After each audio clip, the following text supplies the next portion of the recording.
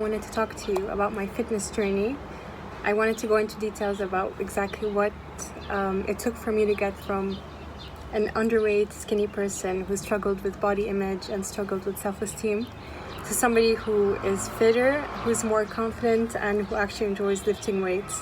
So I don't know how to get started with this, truthfully, but we'll start with what fitness first looked like for me and what it looks like now. First, fitness used to be something that I thought only certain people could do. I thought really fit people were just always fit, and I didn't know that they had to work so hard for it. They had to track what they ate and they had to live a certain way. So I started my fitness journey a bit of a mess. I was going back and forth between all kinds of diet programs.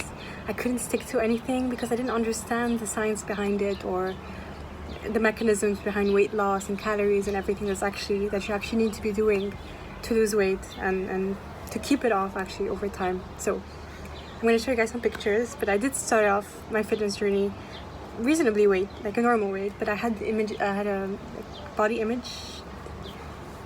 I had like a distorted body image, so I was very skinny at some point. I had lost a lot of weight, and I was very unhappy, and I was basically doing whatever it took to stay that skinny without giving my body anything that it actually needed, without actually caring about it wasn't like the emphasis wasn't on health. It was mostly on how it looked on the outside, and fashion played a huge part in why it was that I wanted to be that skinny. I thought that fashion only looked good on models, so I wanted to embody that look, but it's very unsustainable, and I didn't know that at the time. Nobody told me. And people aren't very transparent. I felt like people in the in the modeling industry and the fashion industry aren't very honest about the kind of body image that they do portray, but that's all I saw on magazines and stuff, and this was a few years ago. So I really believe that that's what I had to do, whatever it takes to look like that so that clothes could look good on me and so I could be happy. And I was sold that idea of happiness, but I didn't really buy into it until obviously I was so underweight that I had to change the way I looked at my life and fitness and body image. So it didn't stop there. This is a few years ago in my early 20s, and now in my late 20s. And then I went towards overeating, binge eating. I didn't really have an internal compass about it. I didn't know what health was. I have access to healthy foods, but I still struggled with it because I didn't know. I wanted my body to look either perfect or nothing like it, so there was no in between for me. So I struggled. I went there and there in this direction. I gained a lot of weight, then I lost it, and then only to gain it back because I did the detoxes, I did everything, and none of it really worked. Nothing was sustainable until I reached my highest weight as a result of my insulin kind of going all over the place. And that's when I realized I had to do something different to get results that I never had. So I got into weights, and weightlifting actually ended up giving me more confidence than anything I've ever done, even when I wasn't getting results at first. It took 3 months, and then I truly saw my body transform, the shape and everything, and it was kind of exciting just to see how my body was reacting. And this is how fitness started shaping. It started shaping my view of fitness. And now I kind of understood those naturally fit people weren't naturally fit. They worked very hard and they changed their lives. So social life went down the drain. But things that improved self-confidence, self-belief.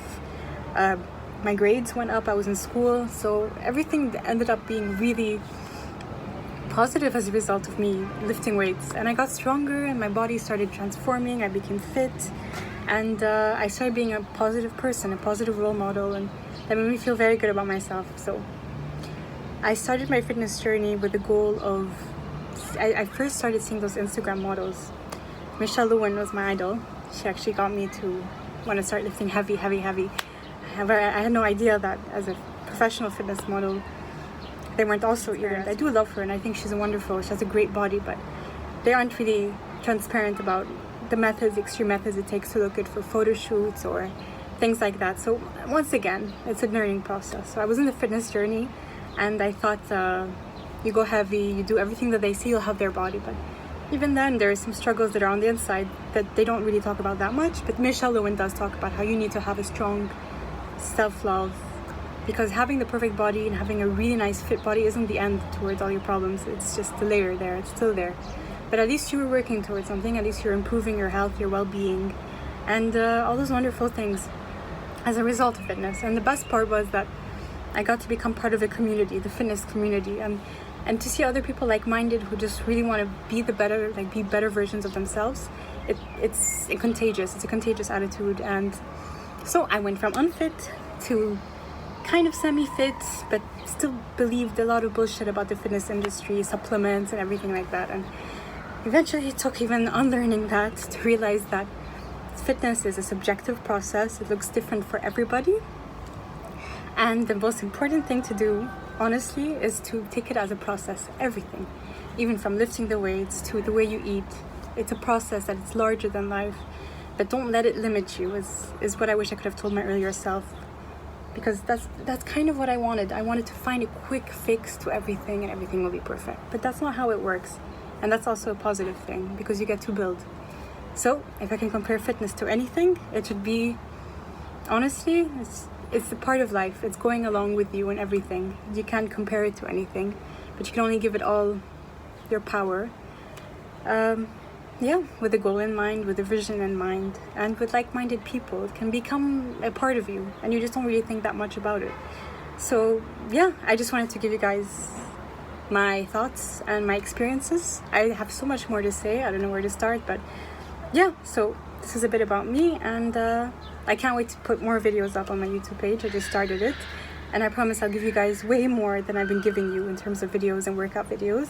I really want to get to know you as my community, and I really want to make sure to inspire anybody who's out there who doesn't know how to get started, or who was where I was, very confused, very misinformed, and also believing a lot of bullshit from the fitness industry, from the fashion industry, from any kind of industry that profits off insecurity of women. So women have to be strong. Women also have to know that their vulnerability when it comes to body image is going to be taken advantage of for profit. So they really have to have that inner strength, the inner courage. And I want to be as honest as I can for this reason. I don't want to take advantage of any woman or anybody for programs or for whatever, like a lot of girls do in deceiving ways.